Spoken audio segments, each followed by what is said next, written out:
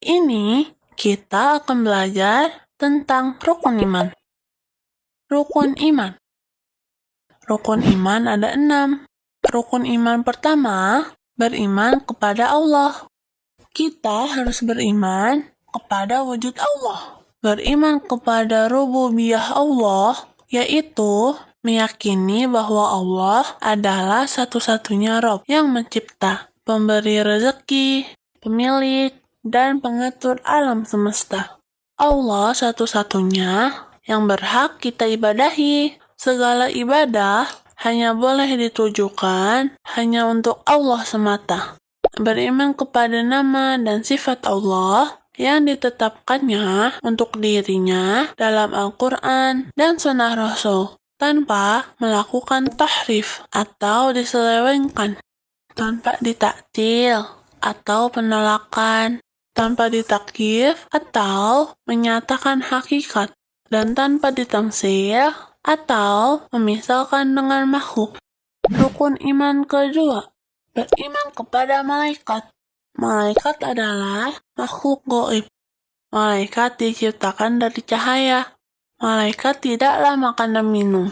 Beriman kepada nama-nama malaikat yang kita ketahui dan yang tidak kita ketahui, seperti Jibril, ditugaskan menyampaikan wahyu kepada Rasul. Malaikat Mikail ditugaskan mengurus hujan dan tumbuhan bumi. Malaikat Israfil ditugaskan meniup sangkala. Malaikat Malik yaitu malaikat penjaga neraka. Ridwan yaitu malaikat penjaga surga. Malaikat Munkar dan Nakir yang bertugas menanyakan mayat di dalam kubur. Malaikat Maut bertugas mencabut nyawa. Malaikat yang bertugas mencatat setiap amal perbuatan manusia. Malaikat-malaikat yang bertugas berkeliling ke majelis ilmu dan majelis zikir. Malaikat yang bertugas menemui orang beriman pada hari kiamat. Malaikat yang bertugas memberi penghormatan pada penduduk surga. Malaikat yang bertugas mengaminkan orang yang berdoa pada saudaranya di saat saudaranya tidak mengetahuinya. Malaikat yang bertugas mendoakan di pagi hari bagi yang rajin bersedekah dan doa jelek bagi yang malas. Malaikat Harut dan Marut seperti dalam kisah Nabi Sulaiman. Rukun iman ketiga, beriman kepada kitab Allah. Kita harus meyakini dan mengimani bahwa Allah Ta'ala telah menurunkan kitab-kitabnya kepada setiap rasul. Kitab seperti Al-Quran, Taurat, Injil, Zabur, serta Suhuf Ibrahim dan Musa.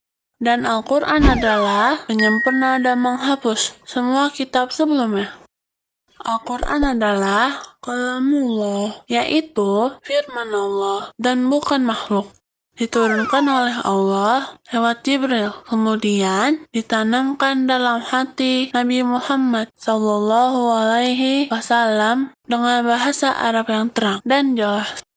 Rukun iman yang keempat, beriman kepada Nabi dan Rasul.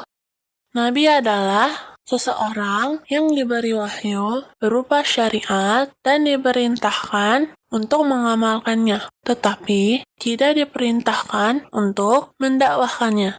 Sedangkan Rasul diutus untuk menyampaikan risalah yang bertentangan dengan kondisi umatnya. Beriman kepada Rasul mencakup beberapa perkara. Rasul adalah penyampai wahyu dari Allah kepada hambanya. Nabi pertama adalah Nabi Adam dan Rasul pertama adalah Nabi Nuh.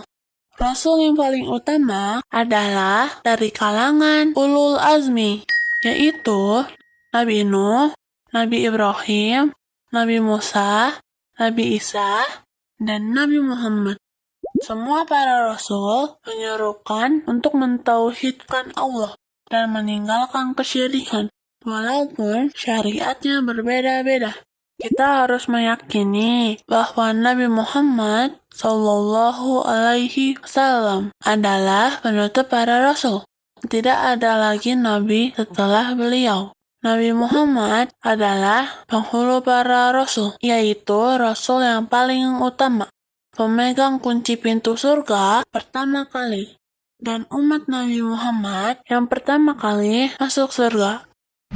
Rukun iman yang kelima, beriman kepada hari akhir, beriman bahwa kiamat akan terjadi, beriman akan adanya nikmat dan siksa kubur, beriman kepada tanda-tanda hari kiamat seperti munculnya Dajjal, datangnya Imam Mahdi, turunnya Nabi Isa bin Maryam, keluarnya Ya'juj dan Ma'juj, keluarnya Dabbah atau binatang, dan terbitnya matahari dari barat.